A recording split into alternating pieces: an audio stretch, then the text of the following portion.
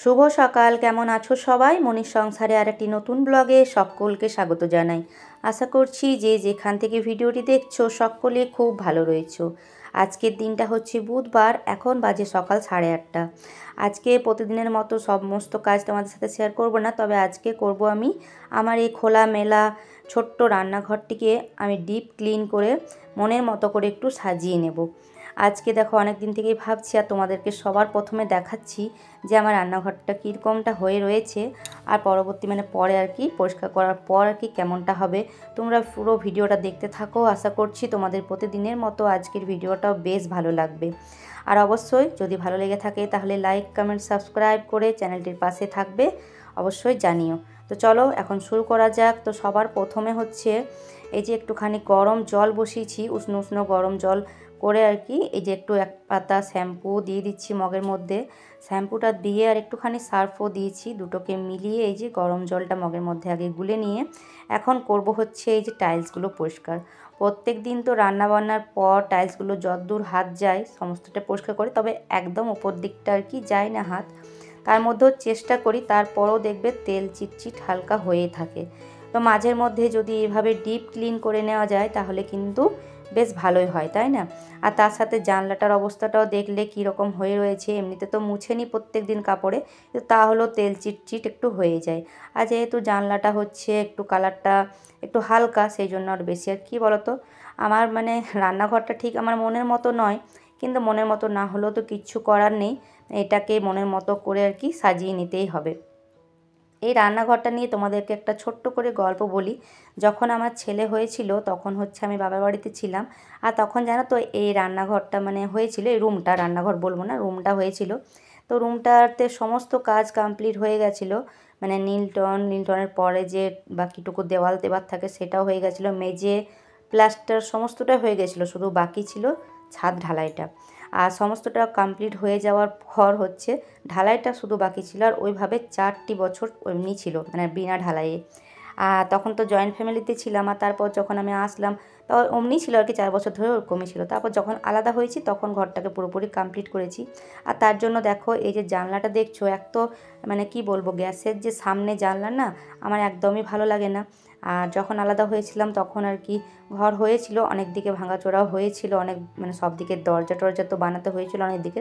কিন্তু কি বলতো, এই যে গ্যাসের যে স্ল্যাবটা দেখছো লম্বা মতন, গ্যাসটুকুটা আর ওই পাশেরটা পুরো একটা লম্বা স্ল্যাব ছিল, আর ওইদিকে সিঙ্কের জায়গাটা ফাঁকা ছিল, আর এই জানলাটাও করা ছিল।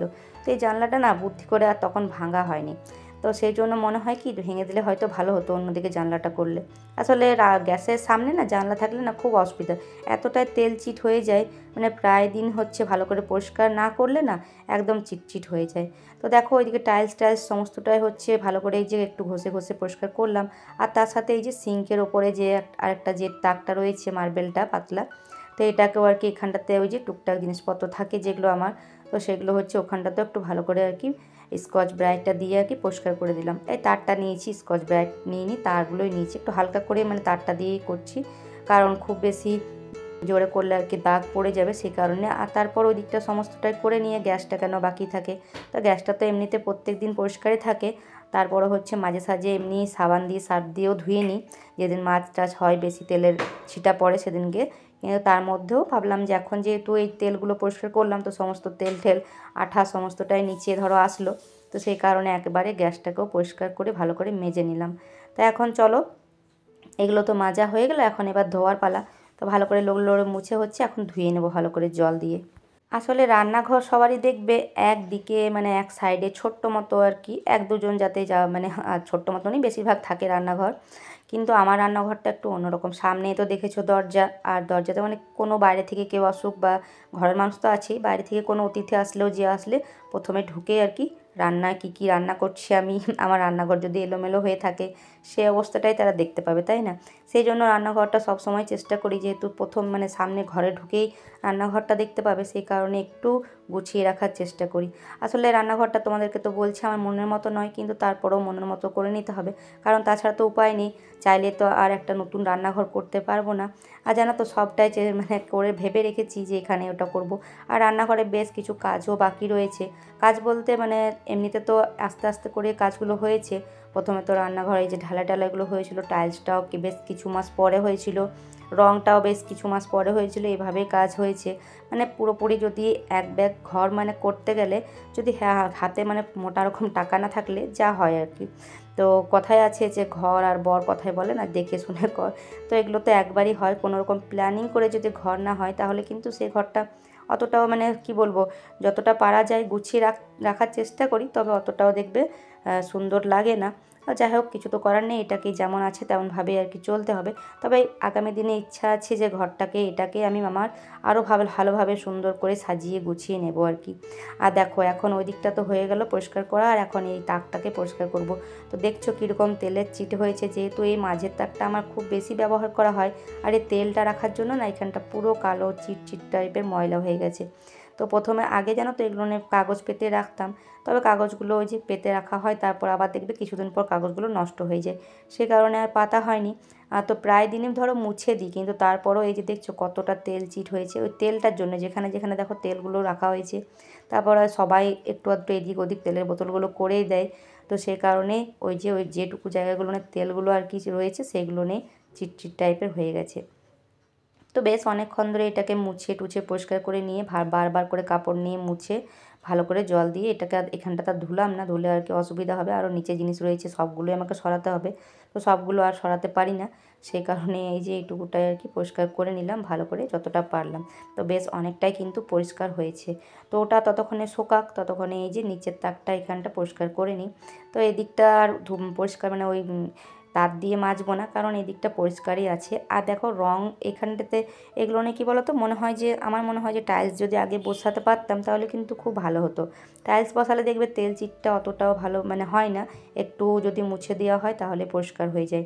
কিন্তু যেহেতু ওই যে সিমেন্টেরই করা আছে আর উপর থেকে রং করে দিয়েছিলো, তো রঙগুলো একটু উঠে গেছে।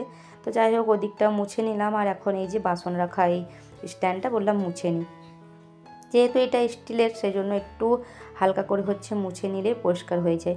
তো বছরে হচ্ছে দু একবার আমি এই একবার পুজোর সময়তে এটা ধুয়েছিলাম উঠিয়ে পরে, তবে এখন আর উঠিয়ে ধোবো না, কারণ অতটাও নোংরা হয়নি, যেহেতু মোছামুছি হতেই থাকে। তো ভাবলাম যে একটু এই জিনিসপত্রগুলো সরিয়ে সরিয়ে এখন একটু মুছে নিচ্ছি।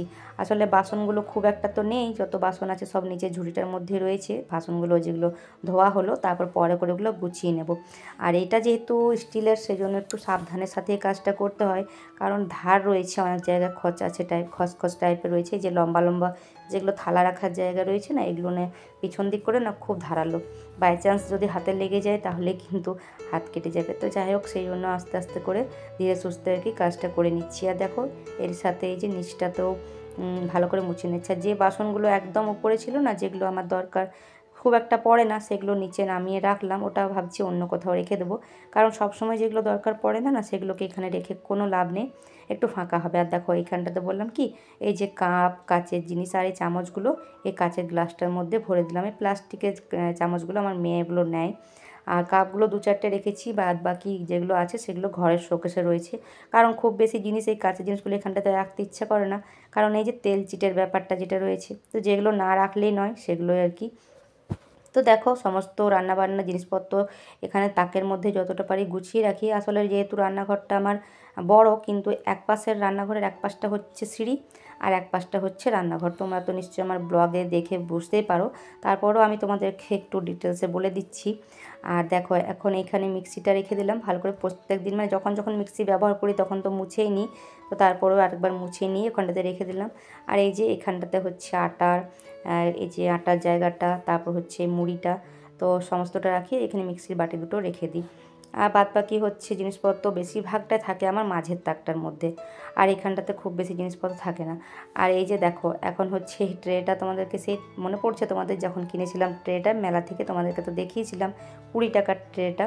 তো এই ট্রেটা না আমি এই জন্যই নিয়ে এসেছিলাম, ওই যে তেলগুলো আমি রেখেছিলাম আগে ওই বোতলগুলোর মধ্যে, তো ওগুলোর থেকে তো এগুলো তোমরা দেখিয়েছিলে যেগুলো কিনেছিলাম আমি অনলাইন থেকে, তো এগুলো তো ধুয়ে পরিষ্কার করে সেদিনকে রেখেছিলাম, তোমরা সেটাও নিশ্চয়ই দেখেছিলে।